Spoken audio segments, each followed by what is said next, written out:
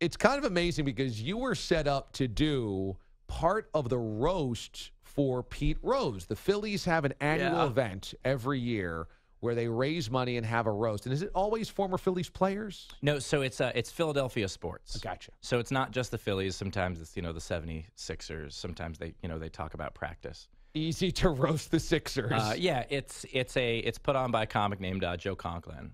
Okay. And I got invited to do it this year, and I was very excited because it was the roast of Pete Rose. How can you turn that down? Yeah. Fun career opportunity. Of course. Going to go hang out with my comedy buddies, perform in front of some athletes that I've looked up to my whole life, and also Pete Rose. Yeah. And as it turns out, Speaking of timing, about a week ago, came out that Pete Rose had a girlfriend. allegedly. Well, no, he definitely had a girlfriend that was best case scenario 16 when they dated. Yeah. Best case scenario. And he wasn't 17. He definitely wasn't in high school. This was not like, hey, I'm dating a sophomore. Like, that's not, I mean, it was, but he was. He was definitely like a professional baseball player. He was also sophomoric, but in a very different way. Yeah. But he was a man grown, as they say. And so the roast was canceled. It's so weird that the sponsors and the charity would pull out of that roast. Yeah. When it came out that Pete Rose is likely a statutory rapist. I would have thought they'd stick right there by you guys. I really thought so, So already had a plane ticket. And he also had a bobblehead night and a Wall of Fame induction scheduled from the Phillies. And the Phillies were like, we might not do that anymore. Yeah, the bobblehead now just goes back and forth to say no. Yeah. It just never did. Yeah, no, absolutely not. Never at all. Yeah. Basically, you're like, hey, Pete Rose, are you a statutory rapist? And then they tap the bobblehead, and he's yeah. So a bunch of comics. We were all flying in. Yeah. And it was very exciting stuff. Very exciting. It was awesome. Wrote a whole nice roast, and then it got canceled. And this was during the Phillies Mets series in Philadelphia? Yeah. And so it was perfect for you as a Mets fan. You were going to actually get to go see some games. Absolutely. Which I'll still get to do because I don't have a roast in the way. Right. It's not like I'm busy tonight like I was supposed to be. So you have all this great content from the roast. I feel like you should do it for us. Are you ready to do it? I have it with me. Okay, you brought the roast. I brought the roast. Okay, this is good. Steve Hofstetter, who was supposed to perform at the Pete Rose roast tonight, right? Tonight, can't do it. Rose called off. So on the DA show, watch it, watchda.com, or keep it locked into the radio station right now. Here is Steve Hofstetter's actual Pete Rose roast. Does this music work for you? This is a little girl from Ipanema for this. Do you have anything that says I should not be dating a 16-year-old? Oh, God. I don't have that catalog on me. You don't have that? Okay. All right. So make sure the microphones are on in there, guys, as Steve rolls through this roast. All right.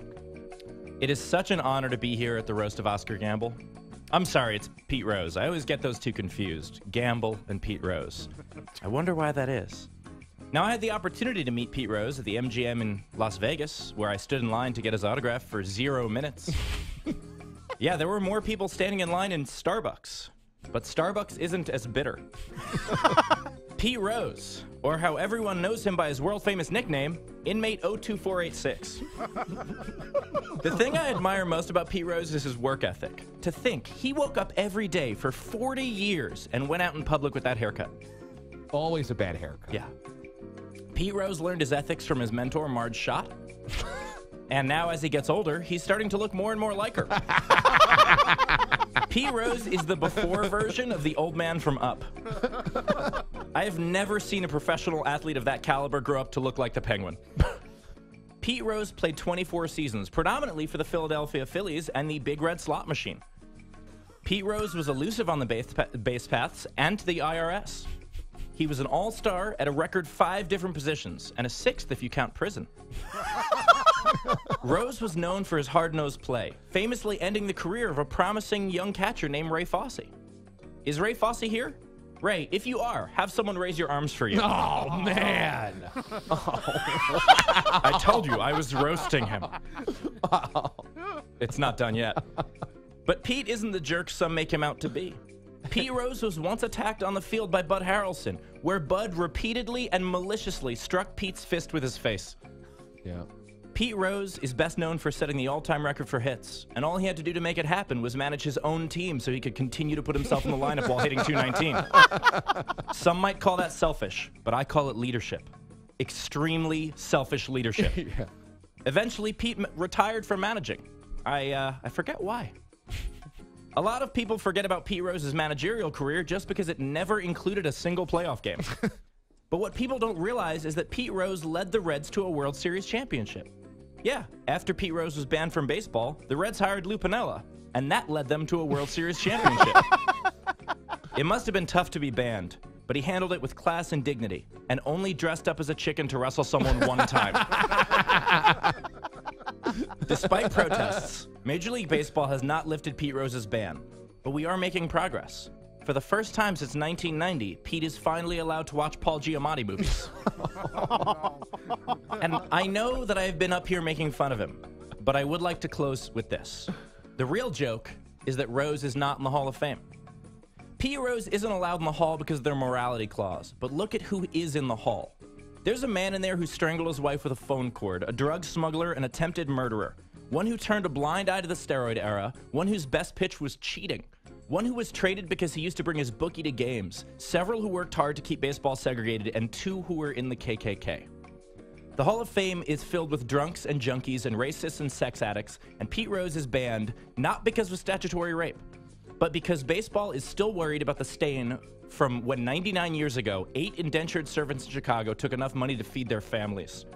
And if all those people can be allowed in the Hall of Fame, so can this Batman villain. Thank you very much. That was the roast of Pete Rose. Very nice. Steve Hofstetter delivering the roast of Pete Rose that never was. Never was. Never was. But now it is. Have you done a roast before? This would have been my first, legit one. Yeah. I've, roasted buddies. Yeah. But this would have been, my first big public roast.